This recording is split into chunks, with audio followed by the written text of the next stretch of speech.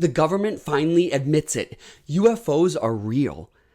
But they're saying they're not aliens from other planets. So what the hell are they?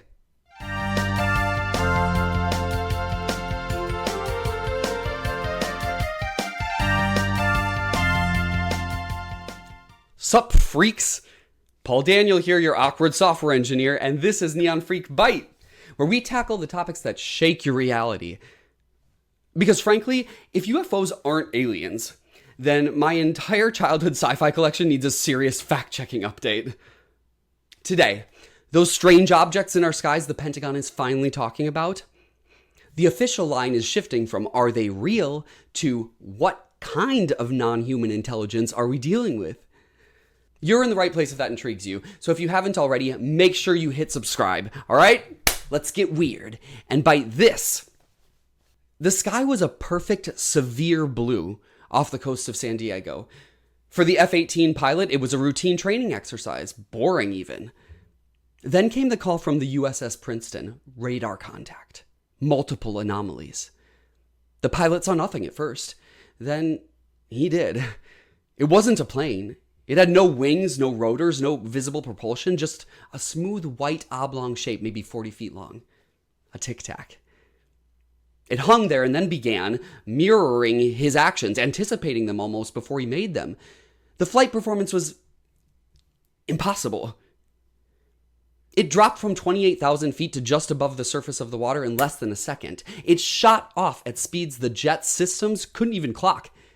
There was no heat bloom, there was no sonic boom, it just went. And in that moment, flying a multi-million-dollar jet, the pinnacle of known tech, the pilot felt like a kid on a tricycle trying to chase a beam of light. The feeling wasn't, we saw a superior craft. It was, we saw something that doesn't belong in our reality. For decades, UFOs were relegated to the realm of science fiction and tinfoil hats. Anyone who took it seriously was a bit of a freak. But the story you just heard, a dramatized account based on the testimonials of highly trained U.S. Navy pilots from the 2004 USS Nimitz encounters, changed the game. That event forced the conversation out of the shadows and into the halls of the Pentagon and Congress. Leaked videos, whistleblower testimonials, official government reports acknowledging unidentified anomalous phenomena, UAPs, are real, unexplained, and operating with impunity in our airspace. But here's where it gets really NeonFreak Byte level weird. The emerging narrative hinted at by insiders and some officials is that whatever we're dealing with might not be extraterrestrial in the classical sense. The term gaining traction is non-human intelligence, NHI. It's a subtle but profound distinction. If they're not aliens from planet X, then what the hell are they? They're here, but they're not from other planets, so where are they from? The government's new term, non-human intelligence, opens up possibilities far weirder and more terrifying than aliens. Think beings from other dimensions existing right alongside us, totally unseen. Let's unpack some of the theories. One popular idea is that these UAPs and their occupants could be interdimensional beings, meaning they originate from other realities that coexist alongside our own, occasionally phasing into our perceptible spacetime. This aligns with the truly bizarre physics displayed by UAPs. Instantaneous acceleration, travel without propulsion, transmedium travel. Such feats might be possible if you can step outside our known 3 spatial dimensions plus time. Another related theory suggests that they could be ultra-terrestrials, intelligences that have always been here on Earth, hidden deep in the oceans, or perhaps existing in a slightly different vibrational state of matter. Forget SETI searching distant stars. What if the others have been here all along, hidden in our plain sight, and our advanced civilization is just a noisy tenant they've been tolerating? This reframes us from being the masters of our domain to just residents. Then there's the future human or time traveler hypothesis. Could some UAPs be us from a distant future, returning to observe their own past? And of course, the artificial intelligence angle can't be ignored either. Could some UAPs be advanced artificial intelligence probes sent by other civilizations, or perhaps even a form of post-biological intelligence itself? The shift in language from UFOs and aliens to UAPs and non-human intelligence is deliberate. It broadens the scope of inquiry beyond just extraterrestrial craft. The Pentagon drip feeds UAP videos and talks about non-human intelligence. Are they preparing us for a truth so bizarre it makes alien invasion movies look like documentaries for toddlers? Is slow disclosure just managing our collective freak out? The core of this new discourse often touches on consciousness.